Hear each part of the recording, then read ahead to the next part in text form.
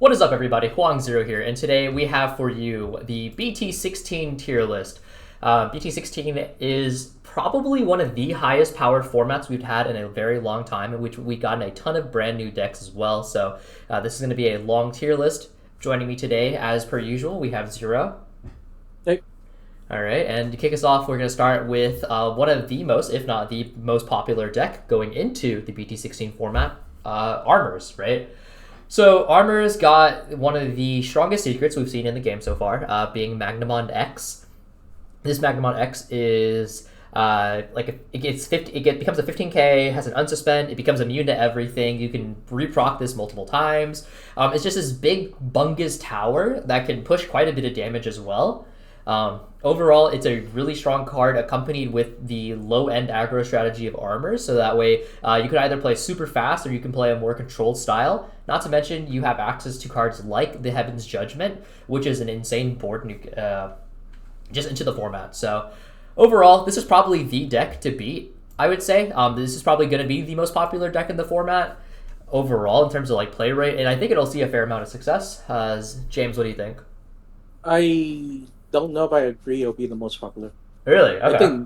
I think Numon will be. I think Numon and Mirage will be popular. Interesting. Okay. So, the reason that's the case is because this deck is very expensive. Yeah, the price tag. Yeah, I don't know if you've seen how much Magna X is going for right now, but it's quite pricey. I mean, it's also pre-sale still, but I imagine it won't dip below 40. Yeah, so you're still looking at 200 plus probably to fully build. Probably. It is pricey. So there is I think, I mean, if you talking to avoid the game, 200 is not that expensive, right? And right. I think competitive player would definitely pick this up. But for Digimon prices. Yeah, but 200 is a lot. I think this will do. I think the price of Magna X and this one, and especially the next, the other armor deck we're gonna talk about. I think the other one's even more expensive because you need both secret. Right. This one you can get away with not running rapid. I mean, let's be honest with ourselves. Mirage is probably going to end up becoming the most played deck in the format as virtue of being the most uninteractive BT9 deck. I think Numon and Mirage will see a lot of play. They're both really popular, and I think they're both really strong. Yeah, but yeah, I don't think this. I think this deck is very good. It's very strong at what it does. It benefit from all of the new tool it got this format. You know, you can run the new the promo Davis, the new promo Vmon, all very strong tool. Magna X really strong. You can splash Rapid X if you want to. Very very good deck. See a lot of play. I just don't think it'll be the most popular. Yeah, based on the virtue of being accessibility. And I know we've had a lot of new viewers joining the Hoang Zero channel, most of which from the DCGO sim. But I just want to say how we do our tier list and what we rate, because I know some people, some YouTubers, they rate every single deck that touches the sun. Our philosophy is more so we'll rate decks that either saw success in the previous format or has just received new support. So even if it received a single piece of support, it's probably going to find its way onto this tier list unless it's just absolutely not worth their time. Well, it's basically if there's a reason to play the deck. We're not going to rate. Gabubond got one card of support the set, but it's not going to see play. Right. Because of that one card. We're not going to rate it.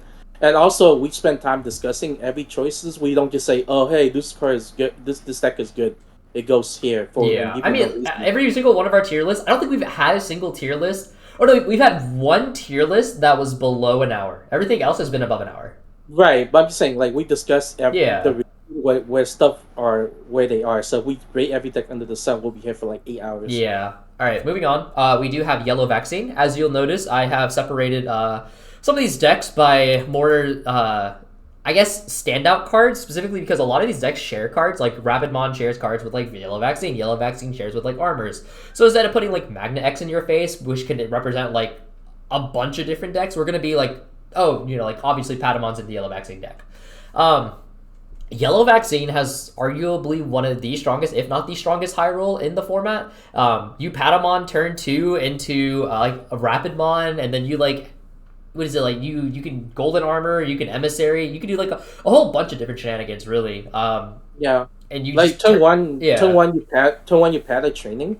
Or you pad a TK or some shit. Yeah, pad a TK, and turn 2 you can basically go into your Magna, turn 2. Yeah, and then choke at 1 if you have Emissary. Yeah, and you just take over the game from there. Yeah. Very strong deck. I mean, it's obviously tier 1. It's the one deck in the format that can really abuse both of the secret in this set. Because if you're not familiar with this deck, what it is you basically play pretty much very similar yellow vaccine low end.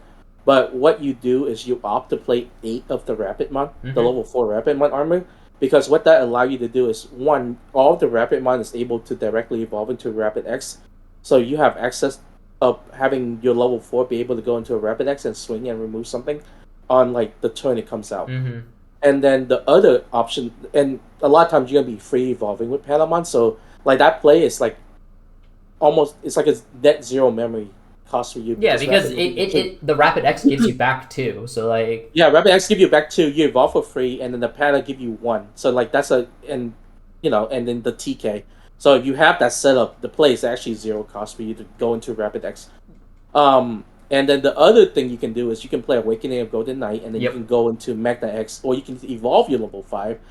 This deck like to play the level 5 aces because you have access to the level 4 armor, so you do play like the Angewwoman ace, you play the Magna Angie.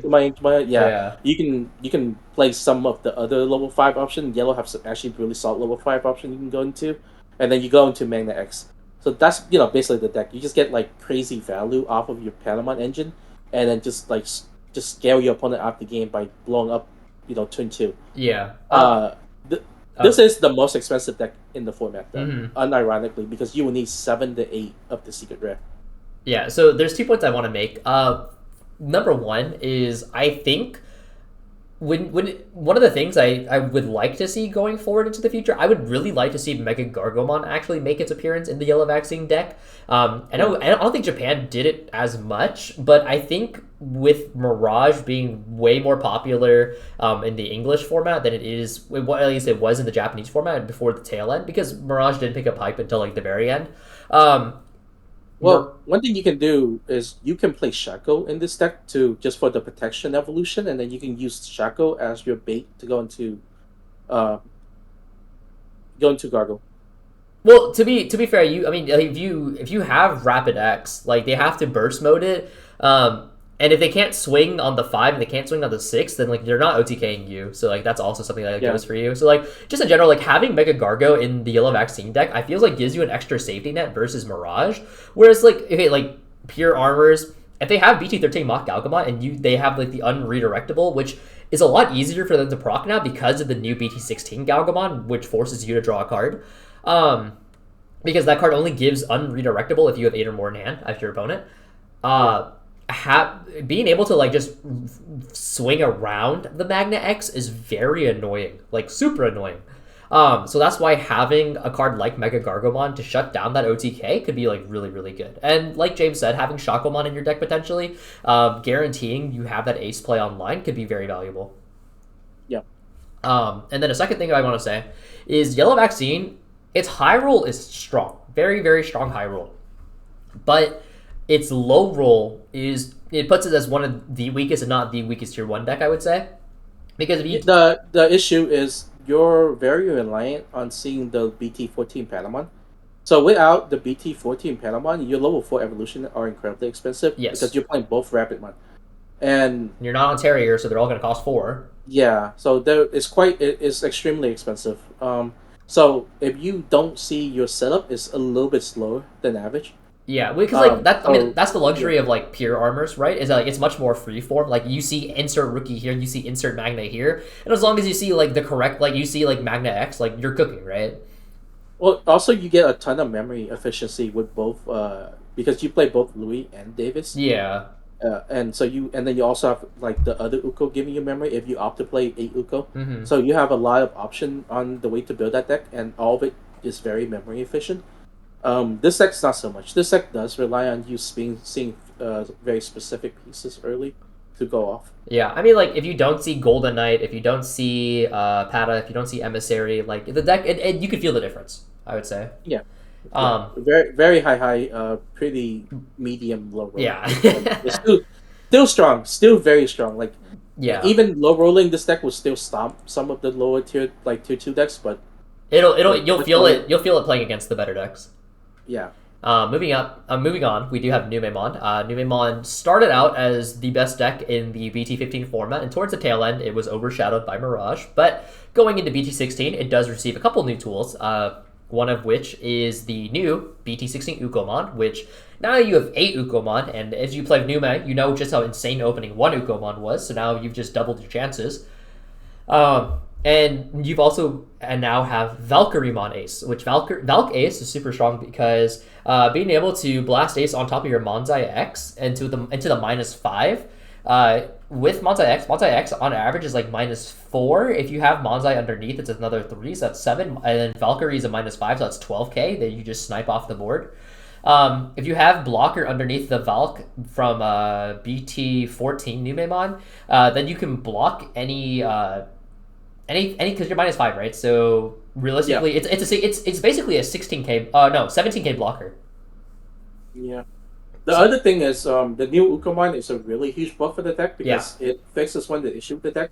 So if you play Nume now, you one of the thing with the deck is that sometimes you open kind of slow. You just don't get enough draws, right? Mm-hmm. And new Uko kind of fixes that issue because it's just like, oh, okay, I'm just gonna dig top 3 for any piece. All right, like okay. Yeah.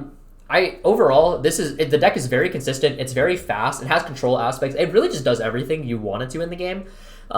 It doesn't have great ways to deal with bouncing, which Mirage is very annoying in that aspect. But overall, it's still very good. Unlike Mirage, it doesn't really care about a specific setup. It kind of just like starts going as fast as possible. And because you have the room to run the BT16 Uko, you have a lot more breathing room in terms of like your playstyle. I will say, with Numemon in the format and it being so strong, I do expect to see a large surge of Digimon Emperor. Digi Emperor is kind of an insane card in this format. It's good into Uko, it's good into Patamon, it's good into the Vmons. It's really good into a plethora of different rookies in this format, especially when a lot of decks are running Uko. So having that option to just steal 2 memory away from your opponent, if you have multiple Emperors, it's even better. That may affect just how decks like Yellow Vaccine and Numemon perform, but I don't foresee the Emperor adaptation happening until like later on into the format, and you have to see multiple Emperors for it to matter. But other than that, yeah, I think Numemon is very, very strong. And then we do have Mirage, which if you don't know by this point, it is probably the most...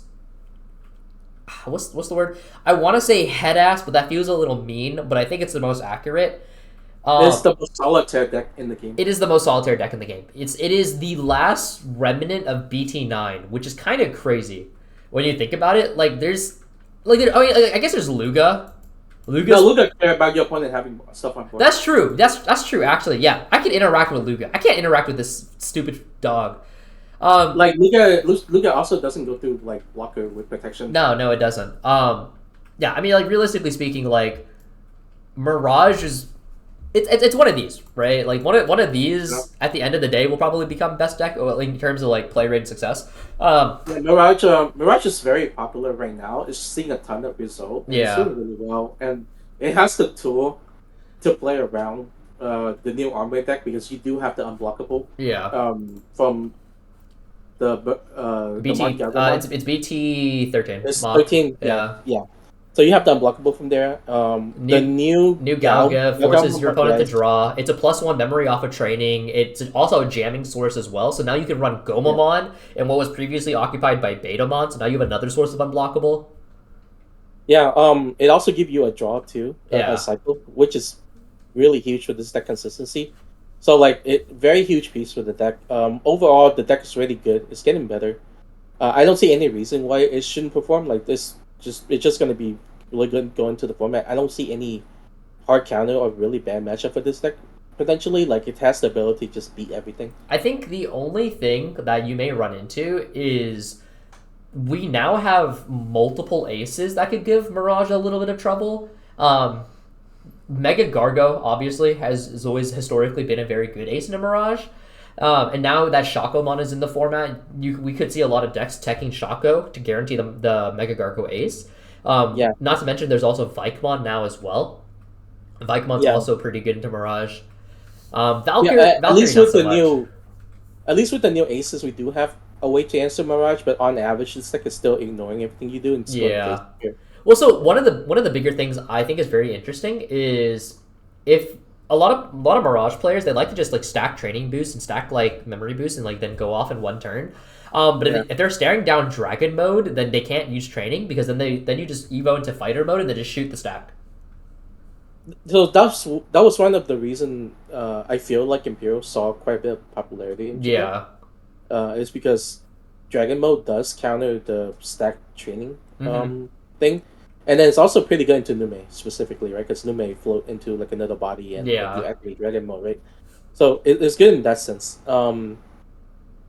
Yeah, we can. I think we can keep going. Yeah. All right. So red hybrid.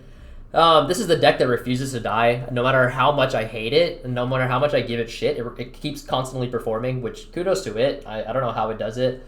But I want to say this is finally the format that where it's just like nail in the coffin. Man, red deck win. Red go face swing. Like I don't know how this deck. I don't know how you beat Mirage. I don't think you ever beat Mirage. I think Mirage is your hardest matchup in like. Maybe not the hardest matchup ever, but like it's very, very hard, right? Mirage's Arm, I don't know if it's your hardest matchup. I think Armor might be a lot harder for you. Yeah, armor is also very hard. Like, how do you ever kill Armor? Another thing that's kind of annoying is if you ever stare down Rapid X, whenever you swing your red hybrids, because of the -5, you're no longer 10k, so you lose a lot of your effects. Yeah. Which is kind of funny. I personally want to put this in like a tier 4, but I think people will keep playing it regardless, and like it'll keep squeaking out wins because like it is like it's the definition. It's the definition of an aggro deck. Yeah, I think realistically this deck, like we always talk about the meta in Digimon, but I think realistically what you're gonna see in a tournament is gonna be spread out enough to where this can avoid like a bunch of its bad matchup and see enough result to do like well. So I think tier 3 is fair. I mean, people are gonna want to play what they want to play, right? Yeah.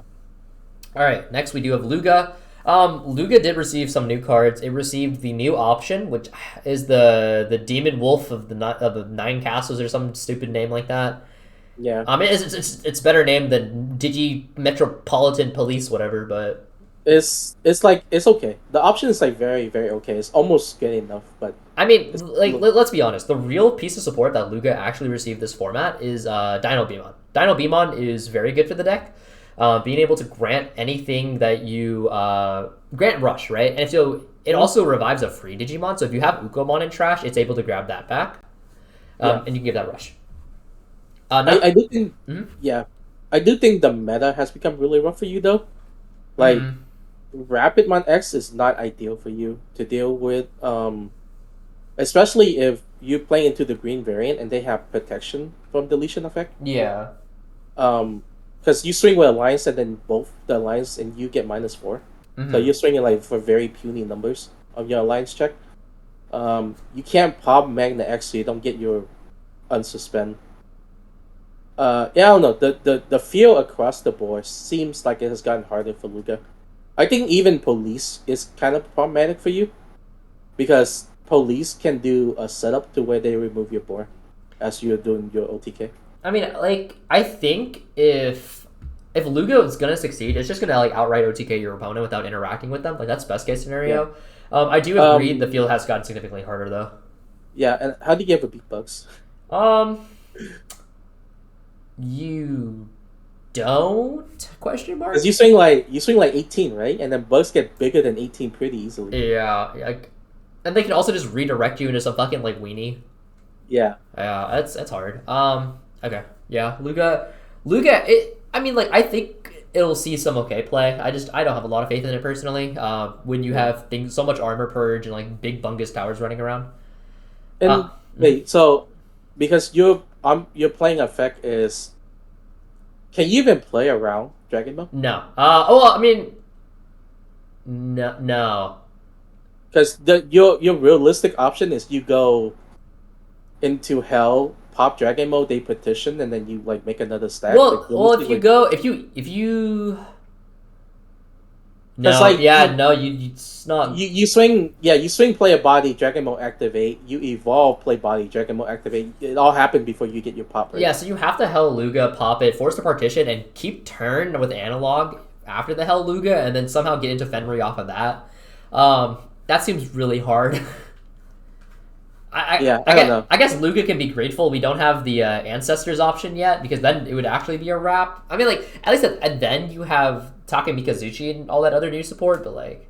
Yeah, it's just like, Luga is just one of those decks that like, it seems like it's... On paper, it should be good enough, but it never performed because of the consistency issue. Well, hold on. It performed pretty well in 15, actually. Yeah, it did. I know Anthony Antics. He actually, I know guaranteed for sure. He has 2 top 16 performances with Luga, and he was running Protoform actually, which made all of his evolutions cost 1 cheaper. So that way he was able to combo with much less setup required, which was very interesting. I thought that was very nifty. And then there's quite a few Luga players that saw some success. Like, yeah, sure, but performance comparable to like a tier 1 deck. I mean, yeah, that's why it's a tier 3, right? Yeah, that's what I'm saying. Yeah. Like, I'd say on paper, this deck feel like it should be tier 1. Like, just reading everything, right? It's kind of insane. Like, the effect read insane. It should feel like it should be a tier 1 deck because it just, like, murder you. But something always goes wrong, and then it just never quite get there, right? So it's kind of always hovered, like, the tier 2, tier 3 area. And then this meta especially has gotten harder for it. So, yeah. All right, next we do have D-Police, a.k.a. Oryu Brigade. This deck got a lot of new support. It got an entire new wave, including the newest Terriermon, which is kind of crazy because it reduces the play cost of everything on your opponent's board by 3, I believe. And when you play a Digimon by an effect, you get to Digivolve your opponent. Yeah, which is huge because that allows, because of that effect in particular, if you have the setup with Oryu on board, you can Digivolve mid-combat and deny a ton of plays. Yeah. Very powerful. Like, make the deck a lot more powerful defensively. I think the deck is the BT16 version of Police is probably the best version of the deck that you're gonna see. If the deck has a chance to succeed at all, it'll be this format. If it doesn't succeed this format, it's doomed. The deck is doomed. They got basically all the tools it would need. Yeah, you also, because of the new Terriermon reducing play cost by 3, that synergizes well with Brigademon, but it also synergizes really well with DG Dimension. DG Dimension, correct me if I'm wrong, I think it's like, it pops 8 costs, or no, it is 6. It might be 6. Let me just fact check myself on that. I know it pops 3. It's 6. Yeah, it did Digivolve 3 Digimon by 1 and pop 6 costs or less. So so with Terriermon, realistically speaking, you're popping 9 cost. Yeah, it hit every single level 5 in the game basically. So if you did Digivolve like any level 6 or below, you basically pop everything. Yeah, it's really strong. All of the Commandramon and the Sealdramon giving the plus 1000 means that you can push out of things like Crimson Blaze range, and the new Sealdramon also has Rush, so now you have another source of like pushing damage. Yeah, and then I think the deck overall, with some of the new text option, that was some of the tech choices that you were seeing, with like what's the white tamer? Takumi. Yeah, Takumi. Yeah, so there's a new tech for people that don't know, and it's Takumi Aiba from BT. I want to say BT5. Is 5? 5? Yeah. Takumi is. Is it? It's BT5, right? Yeah. Damn. That's crazy. So how Takumi Aiba works is that whenever you Digivolve, you can tap this tamer and draw 1. So when you evolve into Hisaryu, you tap Takumi, you draw 1, and because Hisaryu saw a tamer get tapped by an effect, aka its own effect, that allows you to evolve into the the Oryu for 0. And then you can extend off of that. So it's actually really cool. Your Oryu is effectively 2 cost, but it's also like an extra draw 1. So it's pretty cool. I think the only thing that keeps D-Police from seeing more success than it probably will is the deck is very hard. It's a lot of like small interactions that you have to be very mindful of. It's easy to deck out with this as well, and you have to be very cautious about how you like do specific orderings and whatnot. Yeah, the sequencing is difficult, and then you have a lot of choices. That's like put it back on top of your deck, put it bottom deck. Yeah. So that's a lot. Yeah, that's a ton of micro decision involved. Yeah. But yeah, you're constantly trying to play around getting deck out because you're going through your deck really fast with all your effects. So you try and play around deck out on top of like maintaining, the board state against your opponent. So It's one of the more complicated deck to play, and maybe that's one of the reasons it doesn't see success. It's like just not very popular. It's strong, but like you could just play something much easier and get the same result. So maybe that's the reason why it doesn't see success. Yeah. Next, we do have Phoenixmon. Phoenixmon received a new Garuda, as well as a new Phoenix, both of which read like custom cards, Taiki. Garuda X grabs back a red Digimon, and then it pops a Digimon with equal or less DP than the Garuda X if you have X Ante or Garuda. And also, whenever you add a red Digimon back to your hand, it gives something Rush. So it kind of just does everything you need it to, and then its on deletion and inheritable effect is Burn a Security, and then Phoenix X is Blitz on end of attack, trigger all on deletion. So because of how the deck is set up, it's essentially red Anubismon, but it's one turn faster and it's much more aggressive. I would say Anubismon was better in terms of like defensive utility, but this Phoenixmon deck is better in terms of like just pushing damage. So yeah, I think it's a little bit less piece. You need a little bit less pieces than Anubis, but you do cycle a little bit less. Yeah, the cycling is for sure less, I would say. You don't have the insane high roll going evolve, like moving out, evolving up, and like drawing 5 cards to like dig to your piece, right? Like if you either find it off of your Biyomon switch and then having all your training on board and stuff like that and grabbing it off the training. Yeah. Or that's it. That's really it. But so you don't have like the insane sequence that Anubis that can do. But that's still really strong. If you ever able to get a double proc Phoenix on the same turn, you're probably winning that game unless you're playing against something like some stupid setup. Yeah. Because that's like an insane amount of value that you get off of that one stack. You're probably gonna spawn like 5 bodies off that one play. I think the only thing that really holds Phoenix back is oh, jeez, don't die on us. Yeah. I think the only thing that holds Phoenix back is you're weak to bounce, which if you haven't noticed yet, bounce is pretty like abundant in this format because of Mirage. It has a surprisingly good amount of defensive utility. A lot of shit floats. You have access to blocker. You push out a lot of damage. Why doesn't this deck see success? It's not because it's. I think it's fairly weak into Ace. Is another issue. Yeah, Ace is hard. Because you are required to swing. I think another. I think another thing, right, is that like your effects don't resolve until the end of attack. So if anything interrupts your attack, then you just lose a lot of value. If you get sometimes you get blown up by security, and that can suck really bad. It's just like that's. I mean, obviously that's true variant of it, right? Like you have the stack build, and then you have rush the more build. low. Yeah, I think they're both good. I think they both excel at different things, but I don't think either are really that different from each other in terms of effectiveness. They just do different things. Maybe the rush build see more success because it's a little more low to the ground and you need less pieces. But then your high roll is not as high. You don't have as high of like a pop off. Yeah. So it's hard. Yeah, it's hard for me to put this deck higher than this, in my opinion, because you do. It's the same issue that Luga is facing. It's like your matchup spread across the meta is really rough. Like a lot of your removal is deletion, which is kind of sucks into armor. Like I mean, yeah. All right, and then we do have Shine. We weren't gonna put Shine, and then upon reviewing BT16, it turns out Shine actually did pretty okay for itself. That being said, Shine, you get access to Valkyrie Ace and you get access to Sylphie. I don't know how much you actually use those 2 cards, but I mean, you have access. You can make the Joggers play, and you can do some pretty nifty stuff, I guess. But you have a new Agumon. You do also have the new Agumon as well, so it increases the consistency of your deck. The inheritable skill on that new Agumon makes your Marcuses essentially 5k, which is pretty okay.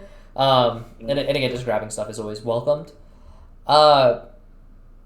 My only gripe with this deck is it's kind of hard to interact with Magna.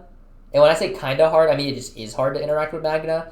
If you ever stare down a Rapid X and you tap out your Marcus, it immediately dies because Marcus is, 3k?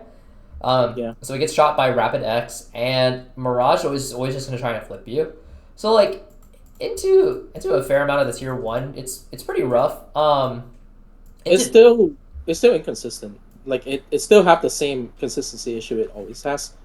I don't before that was fine because like if you hit all your pieces, you like auto win the game, right? Yeah. I don't think that's true anymore. You can hit all your pieces with Shine, and you won't win the game against some of these decks. Yeah, it still might not So be enough. so I'm not sure there's a real reason to play this in a competitive setting when you have so much other choices that you would just rather go with. That have less consistency issue. Yeah. Yeah, it's Alright. still like a very local deck. Yeah, and then we do have Red Purple Imperial, which is an actual real deck now. Yeah. Having the new Dino B, having new Wormmon, new Vmon, as well as the new Davis Ken, all of which are really significant buffs. Not to mention promo ShineGreymon we received in BT14 promo box topper set. Red Purple Imperial has a surprisingly good amount of like variety in terms of like what tools it can use. It has solid removal. It's solid removal in the form of like it also got Sethmon. Sethmon's really good for the deck too. Yeah. It has solid removal. It has pretty great aggro. You can push damage pretty fast. Being able to nullify security is always a great thing. And now it has access to partition as well. One of the issues you may run into is if you play into Rapidmon X, because if you use promo ShineGreymon, the Digimon you summon come out tapped. So it makes it a little bit harder to set up a Jogger's play because then you automatically get sniped by the ShineGreymon. Yeah. And armor. Oh yeah, go on. I would say though, into armor specifically, this card is like unironically very strong into Magna X. So like you think Magna X is just get really big and just block you out, right? But the thing is that really good for them to block you? Because you float into like 4 or 5 bodies. If they like you go into your big guy and then you swing and you don't then, get partition. You don't get partition for the record. No. But like you float off of your undeletion effect. Yeah. You float into a bunch of other bodies that just let you keep going off. Yeah, so I know the Imperial floats into both Vmon and Wormmon, and I think the Dino B I think something else gets a float. I think it's the Sidra, I believe. It's one of the I think it's one of the 4s, right? Yeah, Shadra. Promo Shadra. Yeah. So I mean you float into 3 weenies and then like hopefully from there you can extend the play. That's like best case scenario, right? Yeah. But things I think that hold back this deck is it's very complicated. There's a lot of like micro decisions you have to make. And it's very combo oriented. Not to mention like your draw power. I mean, you're playing a Jogger's deck, so inherently you're asking for more pieces than like the average like stack deck or like the average like low end deck. You have to see more to go off, which is it's pretty annoying in my experience. Like Jogger's decks have a very high ceiling on average, but having to play around with like needing specific low end can get very, very troublesome at times. In the case of like Red Purple Imperial, it's a little bit easier because like you can revive stuff from your trash, so that way your trash also acts as effectively a second hand, and that gives you a little bit more versatility in terms of like what you can play out. But at the end of the day, you're still playing a Jogger's deck, so you still have some of those constraints. And yeah, I think Rapid X is just really annoying to deal with. Oh, that's what it was. The new Dino B play a level 5 when it DNA. Yeah, it does. Yeah, and it gives it so if you give it rush, it has to immediately attack. Because I forget what it was like a recent ruling. It may attack. No, like it changed. It's now it must attack. Oh, it must attack. Yeah, it must attack now. I forget what I saw it somewhere. I think Robo said it. I'll fact check it like again later, but I'm pretty sure it was changed to like you must attack now, which makes it a little bit worse. Okay. But yeah, getting the extra body regardless is still pretty good. Well, I mean, isn't it? Don't you need the extra body to Jogger's anyway? Because the Red Purple Imperial Dragon mode isn't that a Jogger's? Pretty sure it is. It is. Yeah, so I mean, like the body you summon off the Dino B. I mean, let's be honest, it's gonna get sucked up anyway, no? So like at the end of the day, you're still like really generating like only 3 extra bodies if like you die to like the Magna X. And if you die to the Magna X and then you can't extend off of those 3 weenies, then like I think you're just like stuck in a really awkward spot.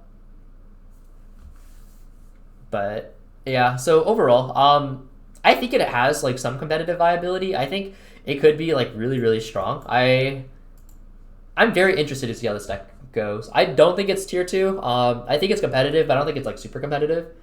But I'd be more than willing to be proven wrong. And Bloomlord has this really awkward situation where like everything like you make your own Digimon suspended and they're all 3,000, so it means you automatically lose to Rapidmon X. Not to mention the fact that if you play into armors is a little bit tricky. If you can deny them the reproc with like a Cherrymon, for example, then like maybe you can Quantumon them, or you can like Hydramon them. But if they like Blinding Array or they have like Niaromon, then it gets like a little bit harder because like obviously then you can't like interact with it. And they can threaten like Heaven's Judgment to break your entire board, which is very annoying. Into Nume, you're okay into Nume. It's if there's a Monzai X on the board and you play something down, then it may like, or it's when you play. It's when they play Digimon. Never mind, it's fine. Yeah. Pomumon's pretty good into Nume. Overall, like your Nume matchup's like probably okay for the most part. I don't think it's like in favor of Bloom. Like it's probably okay. And Mirage, I think Mirage is probably on average a really hard matchup just because like they just OTK like there's no interaction. Mirage, unlike other blue decks, has easy access to burst mode, so you can just like bounce the Quartzmon. So that's also not like a really great solution either. I think because of Rapidmon though, for sure, this is like a tier 4 deck in my opinion. I don't have a lot of faith in Bloom this format. You get access to the new Ukomon and you get access to Big Uko, which are pretty nifty. But like again, I don't think it changes any dynamic for it. You do your giant setup and then like Rapidmon with Judgment clear your entire. Yeah. All right, and then next we do have Leviamon, and I mean, this is a really strong deck that suffers from the format being how it is. Specifically, you have no answer to Magnamon. Your best case scenario is they swing Magnamon and hit like a Biting Crush in security. I think that's like the only way you win the game, TBH. Because otherwise, you just can't interact with it whatsoever. Because once the protection's online, like you actually just stare at it and like you do nothing. But the other issue is that this deck also started to fall off in 15. Yeah, because of like Red Hybrid being so like problematic, and like Dava was seeing success, and like just all these like really annoying matchups for Levia. Yeah. It's a really strong deck that's just really linear in what it does, and then so there's a lot of counter to that specific strategy. Yeah, I know in Japanese nationals top 8, Leviamon made top 4, and they were playing a Anubis Merva package, and they were able to win games off of that. But if you watch the one game they were on stream, it was Levia versus Armors. They beat the Armor player, but the only reason they beat the Armor player was the Armor player opened up very slow, and Levia saw the Anubis combo. So I think, realistically speaking, it's probably not going to go that well. But, you know, there's always a little bit of like Copia. All right, 4 Great Dragons. It got new Goldra, and it got Dragon's Breath.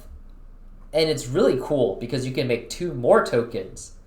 And you have a search option now that does -7. Anything else you want to add on that? The new cards are cool. Just not enough because the current cards are just not good. Yeah. It needs like a good Goldra to go over. Like the Goldras themselves are not very strong. Oh yeah, I mean like spawning an additional 2 tokens is always like really cool, but everything else just kind of like the deck doesn't do anything. It exists, I guess. Yeah. Like it doesn't do anything. All right, Alphamon. Alphamon recently got 3rd place in regionals by Lychee, who I think was a pretty standard alpha list for the most part. I mean, like, but Alphamon is one of those decks where, like, inherently it's always pretty cracked, right? Like, Oryukens is such an overloaded card, and Zubagon Punch is really, really powerful as well. Being able to Zubagon Punch with Oryu, restand, Oryuken, keep your turn, all that other, like, crazy stuff. Not to mention Protoform is a huge buff, and you got the entire new line of Doru support plus Ryudo support. There's quite a bit you can actually do with this. Having the collision in of itself doesn't do anything impactful, but the new Dorumon giving you Taunt means that you can have some gameplay into Magnamon X. being able to force it to swing out without being able, like, giving them a chance to like blinding ray or whatever, then you can like block them out with like an 18k or 19k or Ryuken. And then you can also trigger the Dorumon effect, which allows you to spawn out an additional body. So now you have a little bit of more expansion as well in your deck. Anything else you want to add to that? Nope. I don't think the deck is good enough. Like, with all that said, I don't think the deck is good enough. I mean, I think it's at least.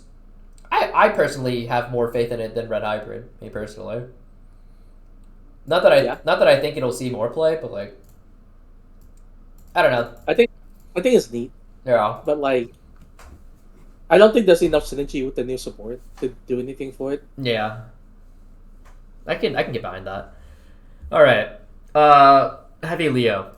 This is a deck that exists. It got the new Mad Leomon as support, which is pretty good because it lets you trigger your own Indomitable effects as well as spawn out an additional body. And HeavyLeomon has always had this like really cool niche being good into Numon because you can just constantly get rid of all their bodies. And being able to just float in general is very strong. Into Mega Gargo, not Mega Gargo, but into Mirage, you may have some trouble because like the bounce just like completely nullifies your Indomitable ability.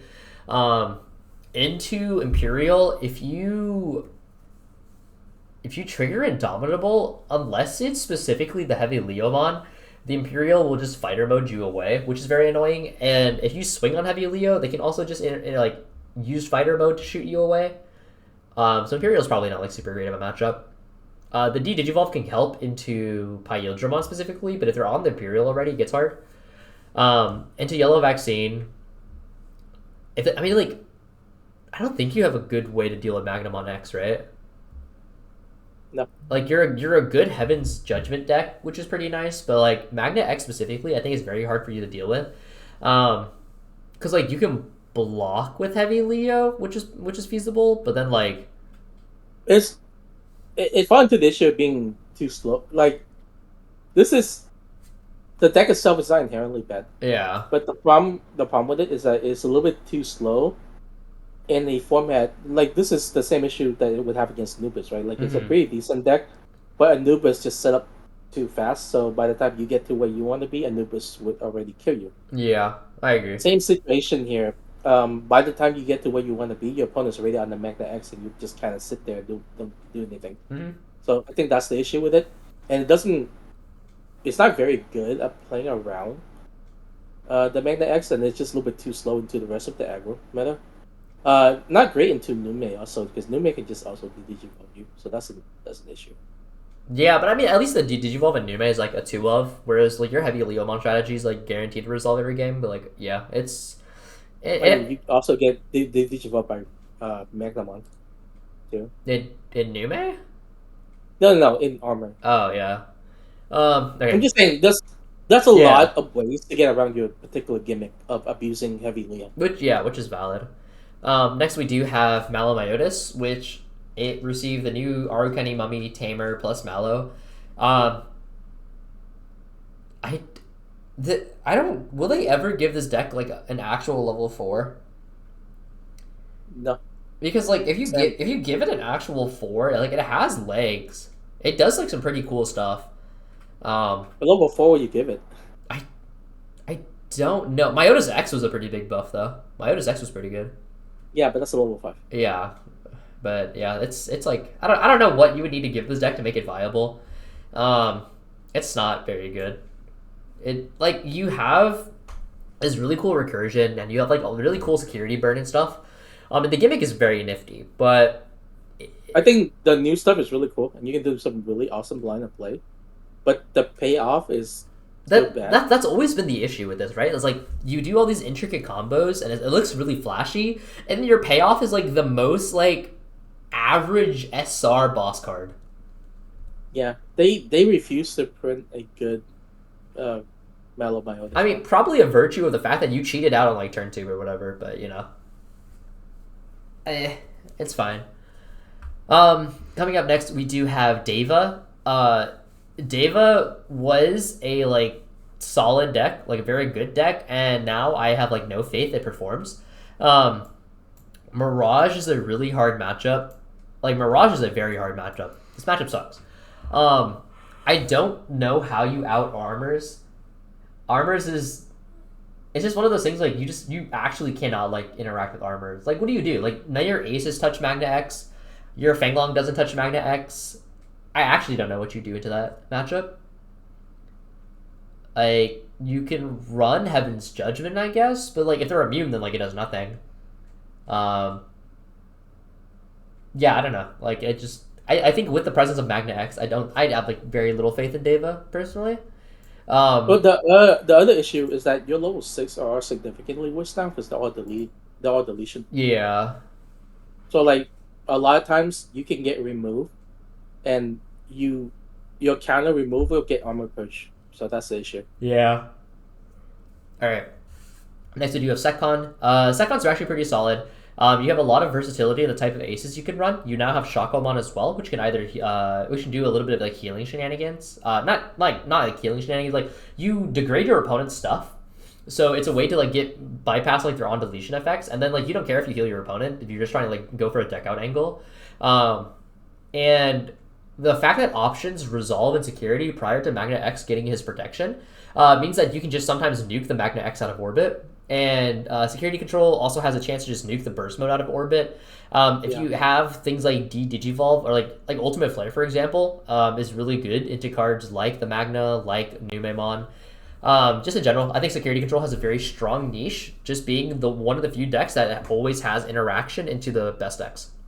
Yeah, because Minded CP is really good in this format. Mm-hmm. The Digivolve is really good in this format.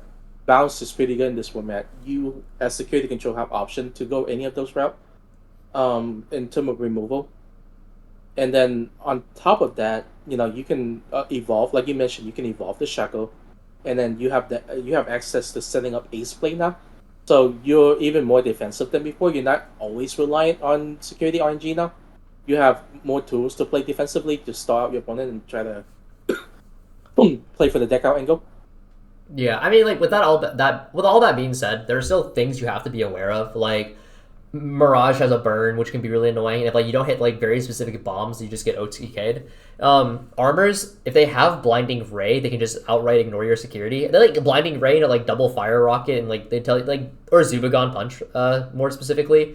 Because like you can't fire Rocket Magna X, but if they like Blinding Ray into Zubagon, then like they chip you for like 4 damage. You can't interact with them, and then they just like threaten lethal in the following turn. And then you also have like Yellow Vaccine because they play Nyaromon, which means they're always guaranteed to get 2 damage off for free because Nyaromon makes it so they're immune before the security check, which can be really annoying. And then Numemon, you have to have specific bombs, otherwise you're just gonna float, which can be. Well, the other thing is though we keep I think we talk about SecCon a lot in these series because it's been around forever. So one of the things that we talked about before is that as the game evolves, SecCon does become weaker in a lot of aspects. So there's a lot of reason why this deck is probably never going to be tier 1 again. Just because a lot of decks just have more tools now in general to play around the security effect, and still maintain high tempo. In reference to Magna X, we talk about like you check the security before Magna X effect go off, right? But you always have the issue of like, what if Magna X proc his own effect before string? Yeah, that's what I'm saying, right? Like either Nyaro or Blinding. Yeah. So like you can run the risk of just like, oh okay, he's playing Fire Rocket, and then he's like Blinding Ray, double Fire Rocket. They can't fire a rocket, right? Because Magna X isn't an armor.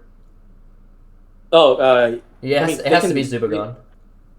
They can Fire Rocket on the 4 and then go into Magna X, can they not? I mean, yeah, but you're probably gonna pass on it. Like it's a 5 cost. I think they get that deck goes to like 7 memory. I mean, I get like if you have it, you have it. But like realistically, most lists don't run Fire Rocket because Zubagon on average is just like it's always gonna be like a cheaper option. That's interesting because I've seen some lists run like at least 2 Fire Rocket. I've seen a lot like towards the tail end of Japan. I think most just swapped to Zubagon. That's fine. I mean, that's still fortunate. I mean, like either way, right? Yeah, you're still bashing this going and like they're getting 0 value off of those checks basically. Yeah. So it's still pretty rough for the SecCon player in that regard. Mm-hmm. Right, and then we have Etemon. Etemon has a really interesting niche, being it's really good into Magna. Because of Taunt EX5 Etemon, you target the Magna X, and like obviously it's not affected on that turn specifically, but the moment it passes over to your opponent's turn, the Taunt kicks in, the minus 3000 kicks in, so if they have no DP boost, they swing a 9000 DP Magnamon X, and with DP boost, it's like at best, it's like 12,000 DP. So if you have a 13k Metal Etemon, you outright just check them, because your Metal Etemon is either it's 12k or it's 13 depending on like egg. If you have like starter deck Koromon from like the new black tie deck, and then you just outright like smack the you just beat the Magna X. And if you have Metal Etemon and you like hard slam the EX5 Etemon, when they swing their Magna X, you can go Valkyrie Ace on top of the EX5 Etemon, which means that when they armor purge down into Magnamon, the EX5 Etemon proc plus Valkyrie proc is minus 8000. So their Magnamon then dies that they purged into, and then like the rookie underneath dies, and so you completely clear out their Magna stack. You can also do things like Mega Gargo Ace, for example. When you do the taunt, Mega Gargo Ace, stun them out, and then they trade 13k into you, and when you block them, they digivolve, they purge into Magnamon. And when they purge into Magnamon, because of the Mega Gargo effect, it's stunned out, and they can't evolve over it, so they have this useless level 4 on their board. And the Mega Gargomon can also stun out like an additional body they have set up as well. So there's a lot of like gameplay that you can do into specifically the Magnamon style of deck. Into Mirage, if you play Shakomon, you can do Shakomon so they can't bounce it and then threaten Ace. Into Numon, you have access to Valkyrie, which can shut down a lot of their plays. And if you have Platinum Suka, you drop Platinum Suka, then if they go into their own Valkyrie and they kill your Platinum, then the Platinum digivolves the Valkyrie, and then you get back 4 memory. And into Yellow Vaccine, like you beat Magna X, like I said, the Rapidmon can be a little bit annoying, but you generally can apply if you have Platinum Suka, and they go Rapid X and they pop the Platinum Suka, then you de-digi the Rapid back into like their level 4 Rapid, and then like you put them into like really awkward position. So into like all 4 tier 1 decks, you have a really solid niche. Your biggest issues are gonna be coming from like Tyrant Kabu Terriermon matchup, because you actually just have no interaction whatsoever with Tyrant, because the moment they get suspended, you suddenly can no longer like beat them. And because of how the deck is construed, a lot of your cards are mono yellow or mono black, so a lot of your stuff, like your training boosts, like whiff on like one end or the other. Like if you go mono yellow base, then you're gonna whiff on your BT13 Chumon as well as your BT13 Platinum Suka. But if you go black base, then you're whiffing on your BT14 Etemon as well as cards like your Valkyrie, which is super annoying. So I think the deck struggles from consistency issues, and it struggles into Tyrant, which Tyrant it's going to be a popular matchup, I would say. Imperial is also a really hard matchup, because if a lot of your stuff accidentally triggers Dragon Mode, which then makes you susceptible to Fighter Mode, and then you just get like shot. And then you also can randomly get blow up by Mirage if you don't have balance protection. Yeah. Sometimes you just don't see the Shakomon, or you don't see the King Etemon, and then you just lose the game immediately. And into Numon, sometimes they're just too fast and you get ran over anyway. So, it happens. So I would say this is actually like, it's a competitive deck. It's just sometimes things go really badly for you, and like there's not a lot you can do to like restabilize after that. James, you want to take over the next couple of decks? Sure. Okay. All right. Oh, one of old favorite. Speaking of remnant of BT9, he's back. It's Grandis Kawagamon.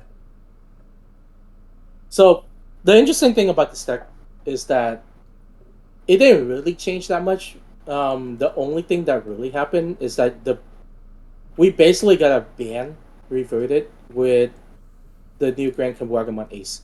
So the Grand Kawagamon Ace, when it's suspended, it gets security attack. So what you do is you just play the X option.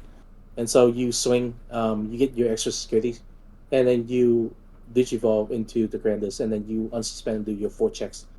So in the same vein, you're basically clearing out your opponent's security and just setting up lethal that way. The deck is neat.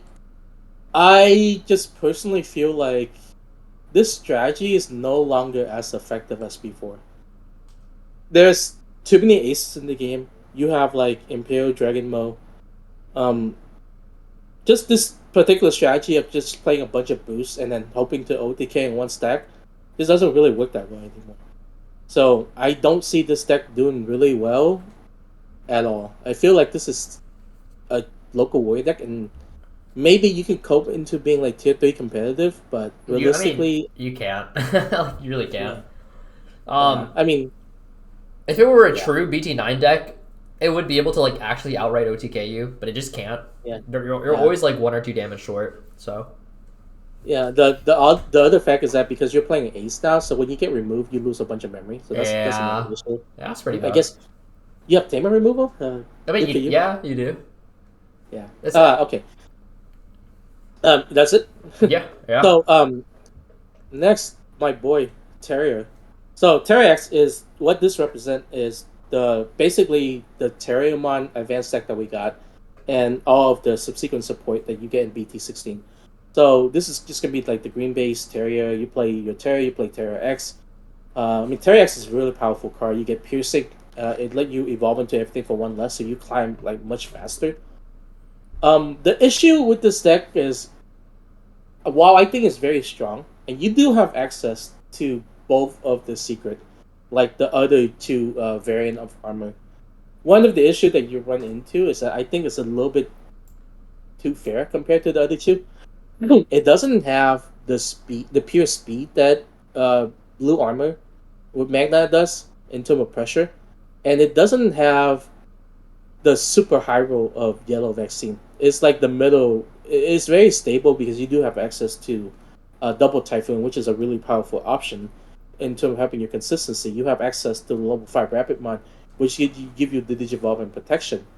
But the issue that you kind of run into this deck is like you go into Magna X and it just kind of doesn't do anything. Just sit there because you can't reliably play cards that would just proc it by itself. So the Magna X is probably weakest in this version of the deck compared to everything else. Because the only way that you would really proc it is by deleting something to battle and getting the Rapidmon X burn or checking this security. So that's one of the issue. And the other is that your recovery with Double Typhoon is pretty decent, but overall, you're just not doing enough damage fast enough. You're just kind of just grinding out the game. And there's just a lot of decks in the game that can out your protection. So, yeah. I think it's a very good deck. It's probably good enough to top. It's just that it doesn't stand out compared to the other two variant of armor that you can play. What I think is interesting is if you look at the results from Japan from the start to the end, it technically, I think it has the most representation. Like, it has the most tops out of all the BT16 decks. Because it started off so hot, right? Like, everyone and their mother was playing Yeah. Rapidmon at the start, and then like towards the tail end, it kind of just fell off the radar completely, I would say. Well, one of the thing is when we look at the Japanese result, especially when you use CG guys, it take Hmm. in a lot of local result is one, Yeah. and the other factor is that Japan is a very new toy, see a lot of play type of environment. So you have this whole new advanced deck come out, right? And then on top of the new set, so like people just gravitate to all these support getting printed. But I think like if you just look at it on paper and compare it like on average, it's probably I personally feel like it's the weakest of the three uh armor decks, and it could be wrong. But it just feel a little bit too fair.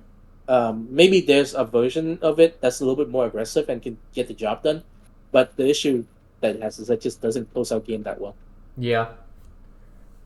Next we have GraceNovamon. So this deck is really interesting. It's been around for a few set now. One of the issue with this deck has always been like consistency, right? Like if you don't see despite the sheer amount of draw and searches that you do, sometimes you're just missing a very specific piece, and then the entire deck just fall apart. It got a lot of support in this set. New Ukamon is huge for the deck because you can now evolve your first stack and do your dig and consistency. You can evolve Lunamon in the back and slam the Ukamon, move out on the following turn, bounce the Uko back. Like do your searches and then bounce the Uko back to get your memory, and then do your whole play off of that. Really powerful additional to one play that you have access to. The new Galgamon level 4 is huge for the deck because it's an additional dig now, but it's also a cheap evolution, and it's also just like a third level 4 that you have access to because it's like really want to Digivolve on level 4 and then evolving so you can go into your level 5 for one cost. With that said, while the deck is a lot better, I think the issue that this deck faced is that you don't get your protection until level 7. And on top of that, GraceNovamon is not that good of a card to sit on. No. Like, it's really not that powerful. Like, you can't, like... So, your saving grace is that because of your gimmick where you're doing your Jogras at the beginning of your opponent's turn, so you can actually get rid of the Magna X because you do strip them with all their source and pop it when they don't have protection, so that's really cool. But, like, what are you doing after that? You know, like if they get out another Magna X, what you exactly what you're doing. So, and it also doesn't have protection against the stuff that kind of removed that's going to be really popular in this format, which is the Digivolve and minus DP. So you can get your big stack out, and then you get Heaven's Judgment, and it's game over. Or you get the Digivolve, and then you're back until you want your level 6 that's easily removed. Yeah, it just lack a real finisher. Your winning game plan realistically is probably going to Apollo doing 3 checks and then try to win that way, and maybe like try to finish the game off of GraceNova, but it's just not stable enough of a top end. So where do you feel GraceNova should be? Realistically, like I want to put in tier 2, but given all the disadvantage of the deck, It's and it's so fragile, right? Yeah, I think it is pretty fragile. And I think it's not going to be extremely popular. Yeah. That's the other thing. I think realistically, it falls in like tier 3. All right, but is it better or worse than Luga? I mean, it can remove Magna X. Good enough for one, me. One deck can remove Magna X and the other cannot. Yeah, that's fair. All right, Sillymon. Sillymon, there are 2 versions of Sillymon you can build. One version of Sillymon exists to cuck Magna X, because Sylphymon's minus 7,000 DP lasts until the end of your opponent's turn, so if you evolve into Magnadramon BT15, it kills the Magnum X outright. And the second version exists to abuse the Magna X, because if you play Gabubond bottom end and you like use the armors like Lynxmon, you can use Golden Knight to evolve into the Magna X, and then you become the Magna X abuser. So those are the 2 different ways you can play Sylphy. Red Yellow is it's an okay color combination for what Sylphymon wants to accomplish, but you have control aspects with the Sylphy side of things, and then you can have the more like defensive towers version with like the Magna X side of things. So like, it's okay, it's very okay. I think any deck that can truly abuse Magna X is always going to be like kind of viable to a certain extent, but I don't know. The issue, I don't think Sylphie is a pretty strong card. Yeah, Sylphie itself is a good card. My issue with Sylphie is you don't push damage very quickly with this deck. So like it's very hard to close out games. And your bottom end is kind of lackluster compared to some of the other Jogras decks. And when I say other Jogras deck, I really just mean Imperial, because Imperial kind of just makes every other Jogras deck look like fodder. Well, that's only like 4. Come on, if you count Grace. No, we count red purple Imperial. Oh, that's true. Yeah, right? But that's just another Imperial. It's another version of Imperial. It's really just both, like, it's just worse than both Imperial. Yeah, I mean, like, if this had better bottom end, I would say it's better. Yeah. But because of its bottom end being so, like, mediocre, and, like, its top end is, like, kind of fake, unless you're, like, playing the Magna X variant, it's, like, it feels like a Locals Warrior deck sort of thing. Yeah, but I will say, though, is it being able to remove the Magna X does kind of make it pretty cool. Like, I think honestly, if we're gonna say like Magna X is like the defining card of the format, you're like, right. Welcome to tier 3, Sylphie. Above Luga. Welcome to tier 3, Sylphie. Oh man, wait, is the benchmark just anything that can beat Magna X? Yeah, I guess if you lose to Magna X, if you lose to Magna X, I don't think you can be a tier 3. I don't think you're a competitive deck. I think your one saving grace against Magna X as Luga is like you generate a shitload of bodies, and like maybe you can just get around Magna X via that. Yeah, That's your one saving grace. Yeah, unironically, like if I'm thinking the tier 3 decks right now, they actually all have tools to deal with Magna X when it's swing. So except as long as except for this, unironically. Yeah, but that can probably go wide and be okay. Yeah, that has its own bullshit. Yeah. Yeah, I don't know. Neither Alpha or I don't know. Well, no. Alpha can deal with Magna because you taunt and then you're just a bigger blocker than they're swinging because they swing on 12. So unless they're on Yarrow base, you smack the hell out of the Magna. That's true. Yeah, right. I guess if they're on the Arrow base, if they're on Yarrow base, then like it's doomed. It's no. I'm just saying, if they're on the Arrow base, Shine can deal with Magna X. Can it? Yeah, final Shine. Oh god. I mean, at that point, you just play Final Shining in Sylphie, no? Yeah. Wait. Why if you just play Final Shining in Sylphie? I mean... Okay, joking aside. Do we need to when Sylphie does it by herself? No, I'm joking. Hey, we take this seriously, alright? Alright, oh boy, Alliance. That's a name we haven't heard in a while. Yes, Cherubimon X... And also the Terrier starter randomly gave Alliance support. So EX4 Cherubi lets you float because it gives you essentially back for revenge. And this spawns a body if I remember correctly as well. Yes. Yeah. If I remember correctly, did you not read the card? Dude, it's been a while. Like it's one of those cards where like I acknowledge it's on the tier list because it got support, but like it's also a deck that just did not do anything. Just give me like 2 seconds to read this really quickly. Like let me. It's spawn a body and then turn it pop based on the level based on the amount of Digimon. All right, so we acknowledge the fact that like deletion effects are not very strong in this format, right? Like deletion is just not very good. We acknowledge that your Alliance probably isn't going to be very large, right? Yeah. Like you're realistically you're spawning at level 4, so like it's. I mean, you can play the new ST Cherubi, which is also spawn a body. Yeah.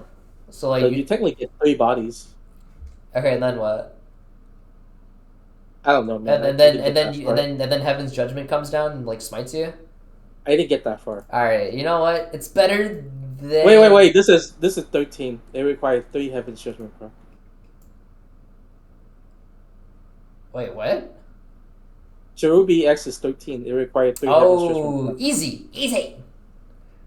I don't know, dude.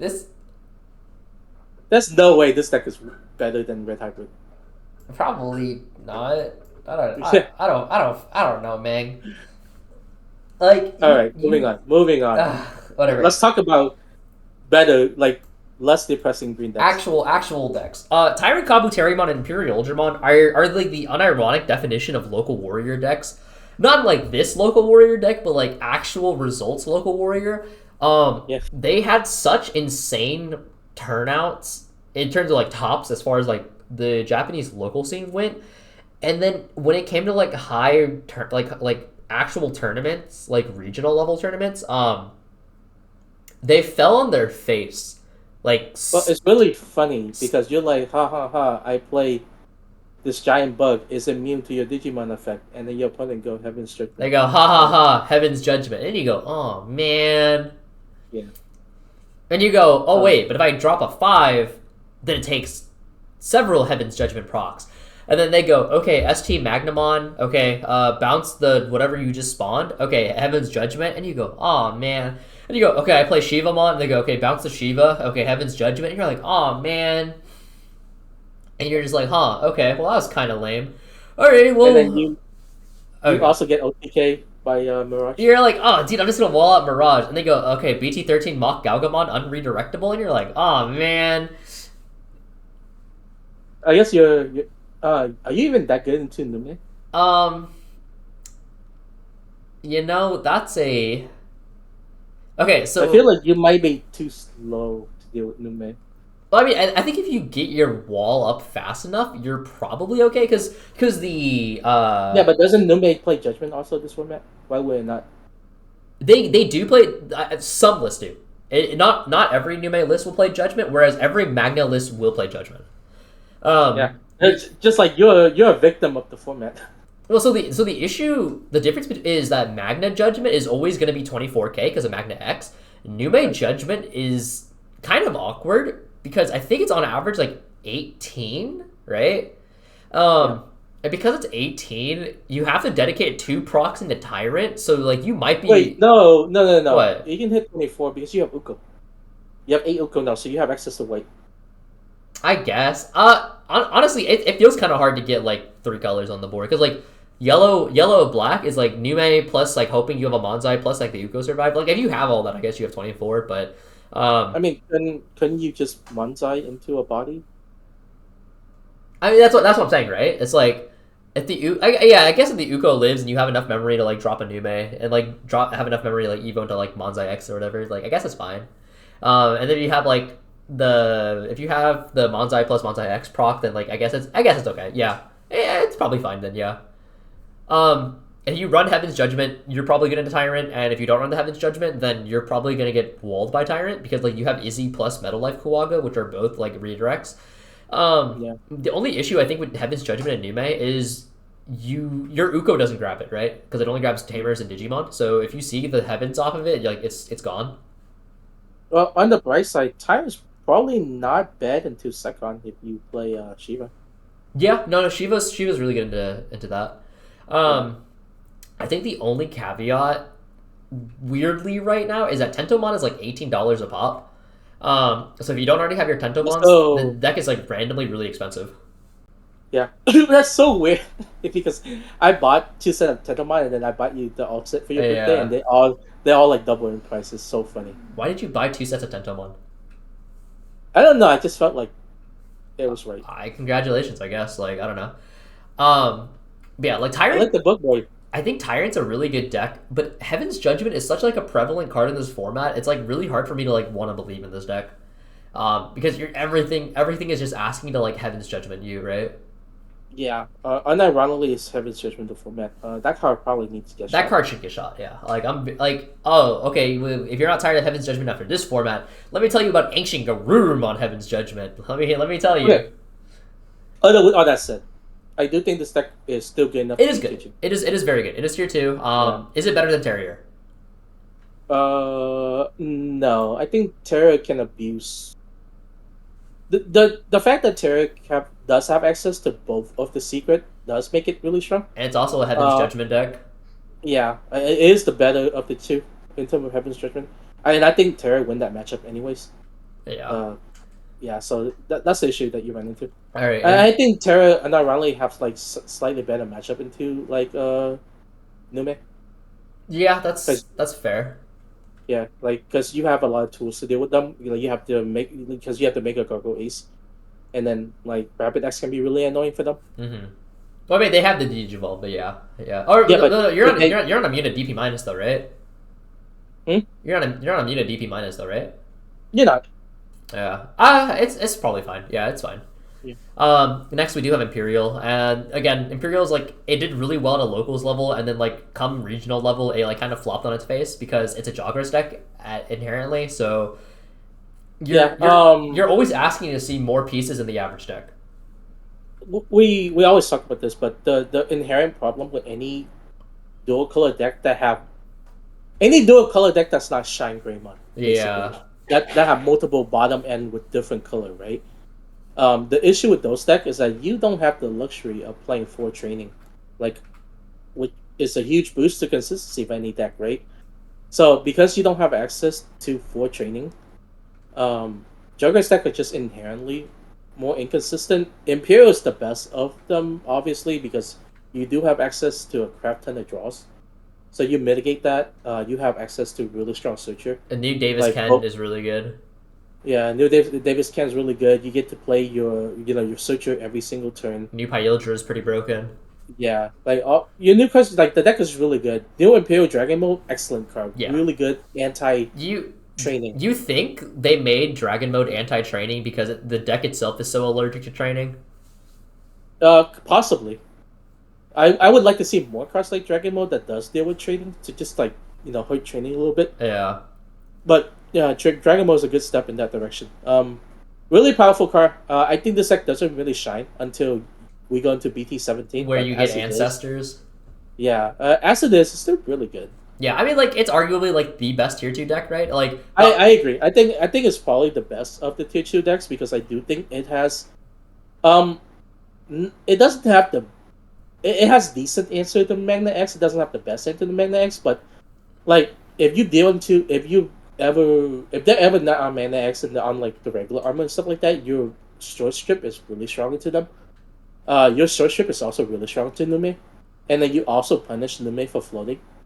Well, so like we acknowledge the fact that like Magna X is weak into Ace, right? So if they swing recklessly without triggering a Niaro or a Blinding Ray, then you can just fighter mode away the X. Yeah. If they God, I'm like blanking. Oh, you have Partition, right? So if they Heaven's Judgment and kill the Imperial, then you can just partition out your double stacks, and then it's kind of hard for them to actually like.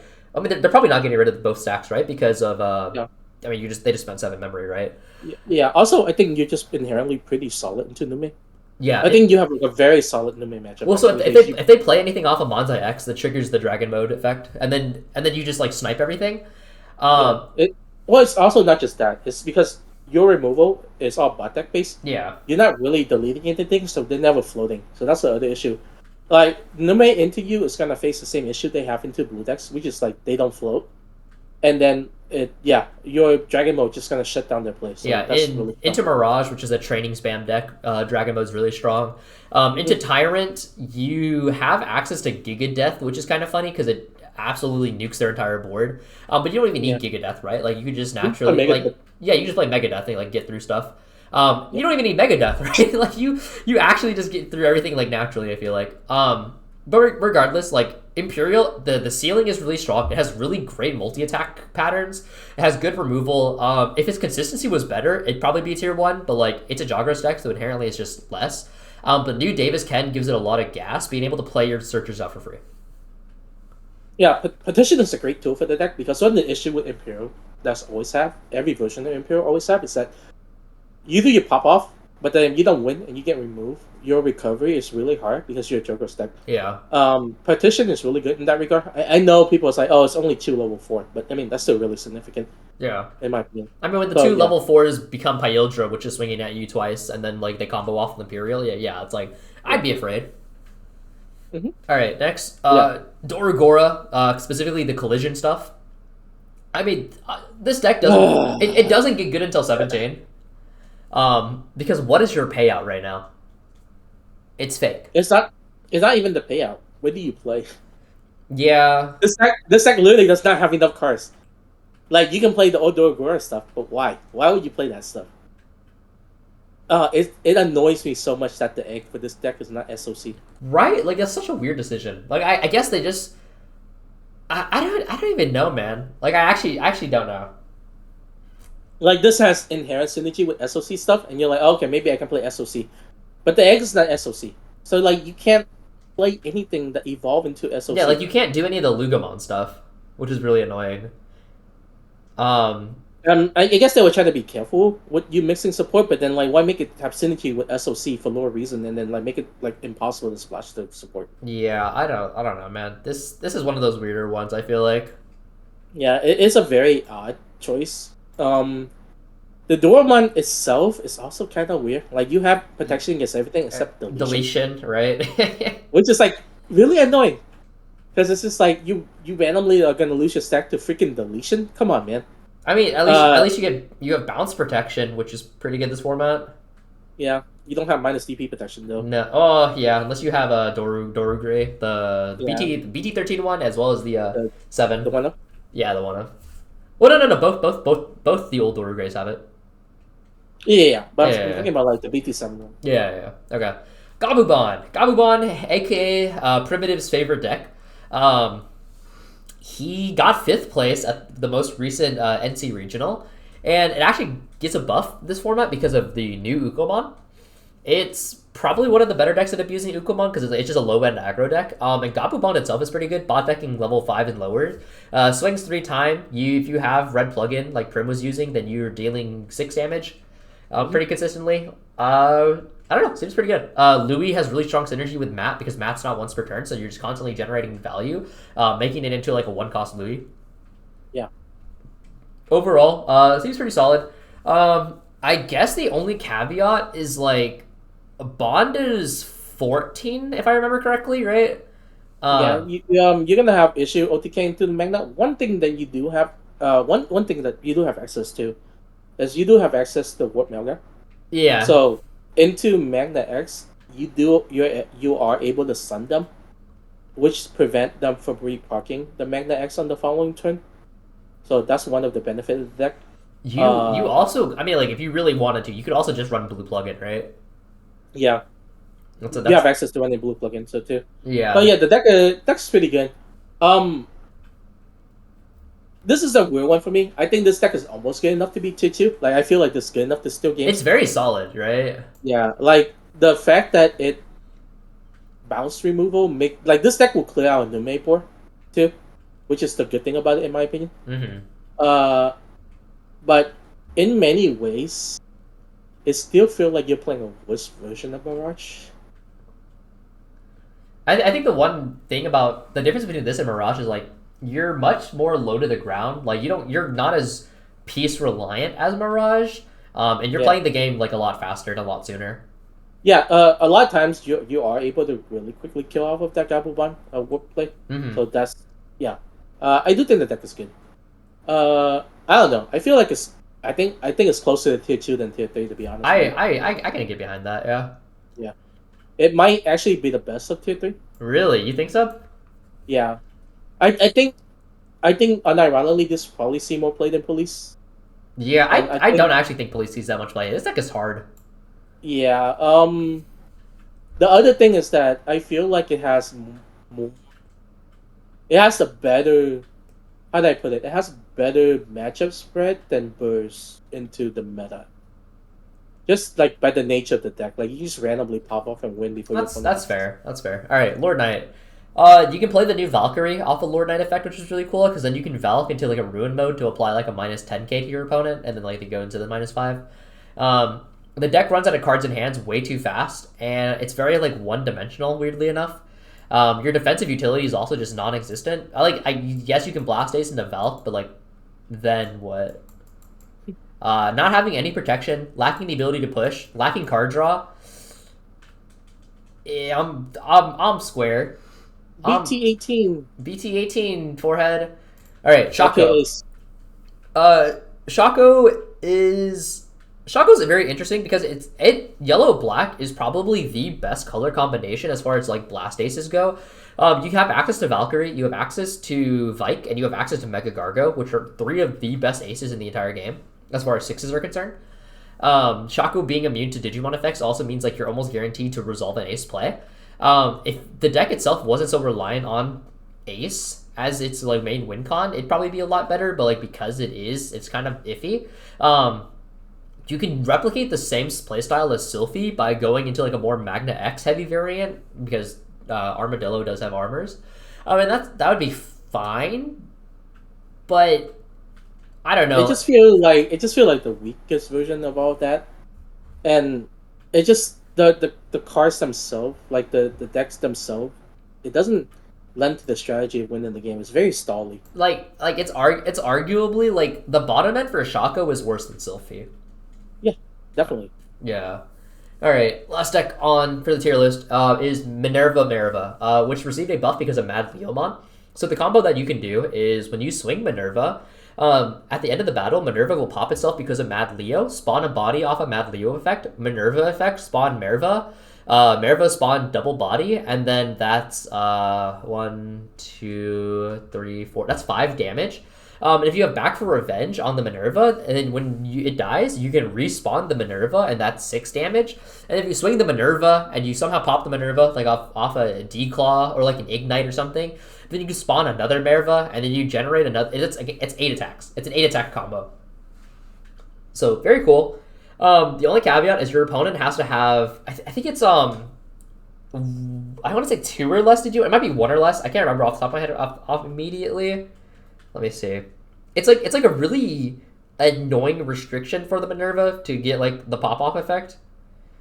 It's two or less. It's 2 or less. Okay, Yeah. that's like not the worst. I mean, like you have access to like Lady Devimon inheritable, so you could pop like a rookie if it's like that's the constraint.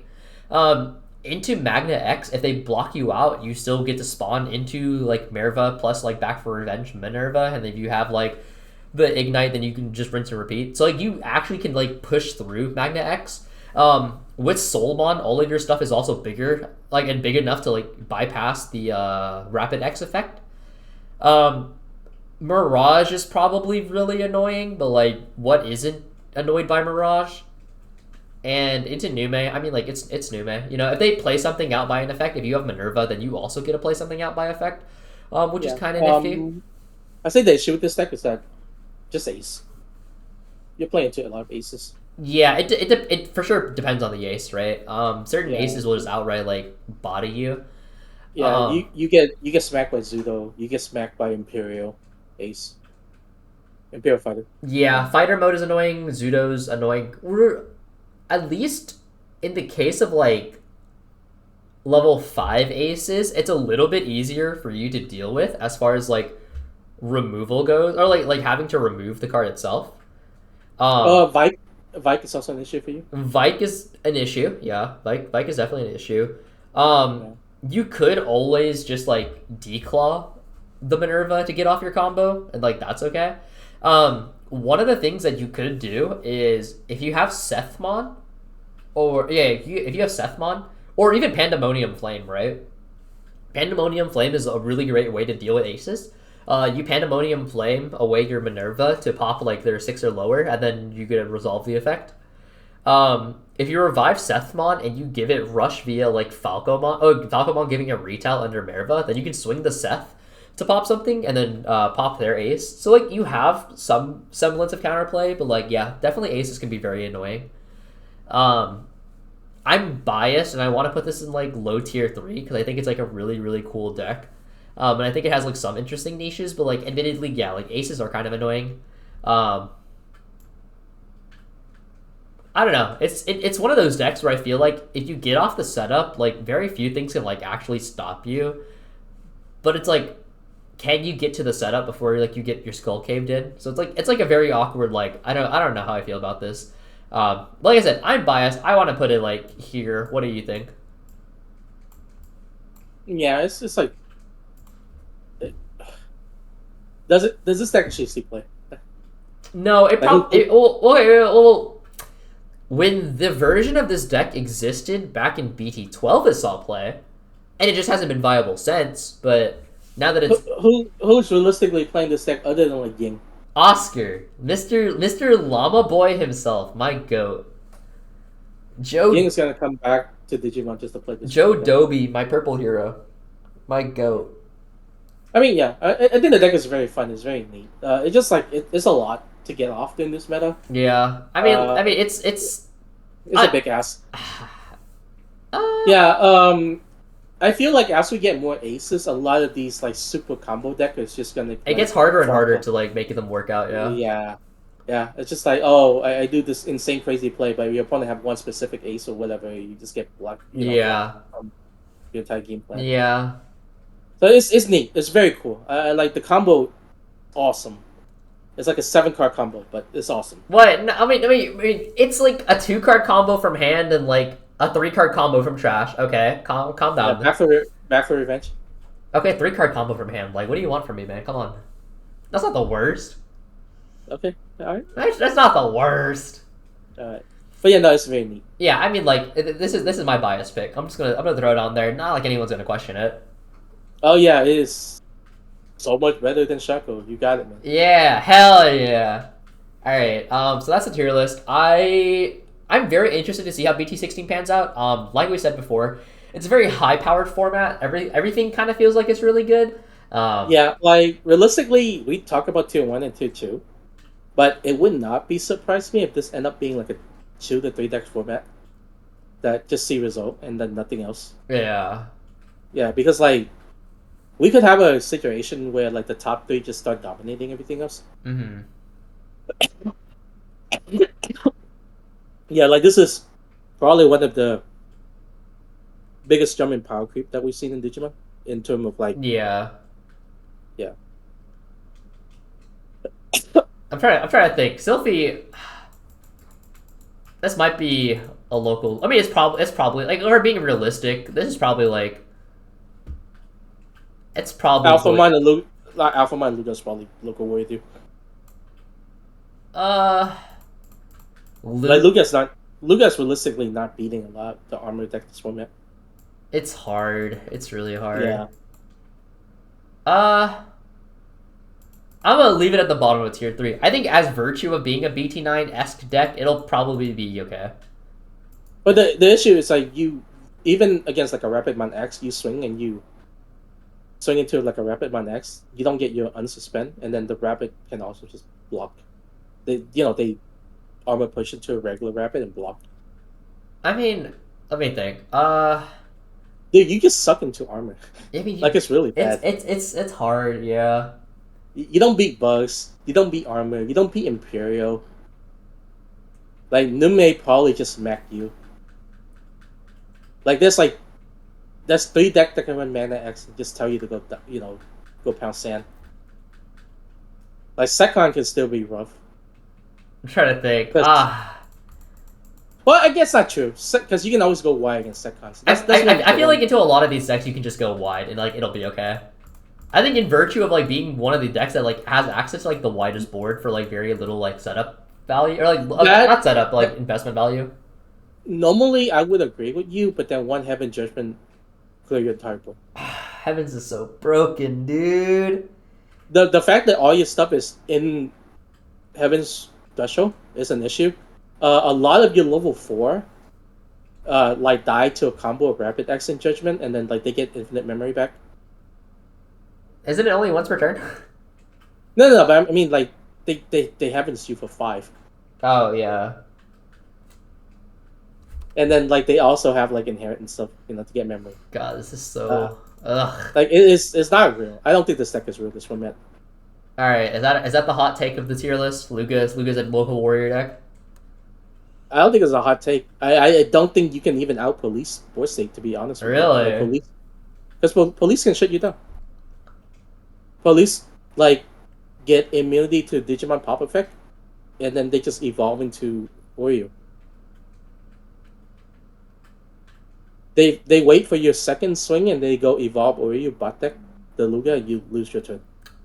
Never OTK. Into Tyrant, do you not just evolve Soul, evolve Fenry, and like just sit on a board of like 6? Like is that not okay? Like how much removal can Tyrant truly like push out? Like they swing at 1, and they swing at 1 more, and they bot deck 1, so you're still sticking on like 3 bodies. But then you can't get through like the Tyrant itself. How do you get through the Tyrant? Yeah. that's my question. So annoying. The Tyrant is like 18 the turn it comes out. Yeah. But yeah. Very annoying.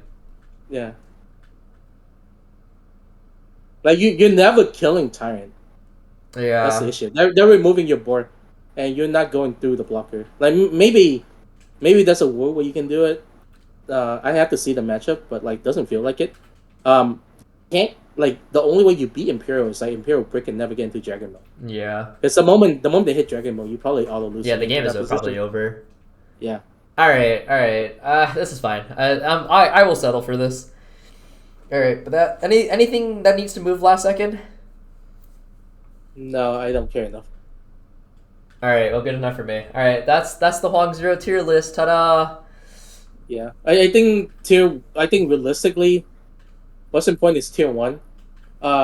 Tier 2 is pretty fair. Yeah. Tier 3 and below is just kind of whatever. To be honest with you, like the gap between the tier 3 decks and the gap between tier 3 and like the tier 2 feel high this time around. I don't know. Like we talk about how strong Phoenix as a deck, but it's probably not competitive into the tier 1 decks. Yeah. Yeah. All right. Fair enough. All right, but Thank you all so much for watching. We really do appreciate all the support. Be sure to check out the Hoang Zero Patreon as well, where we will be creating some content, especially with BT16 coming up.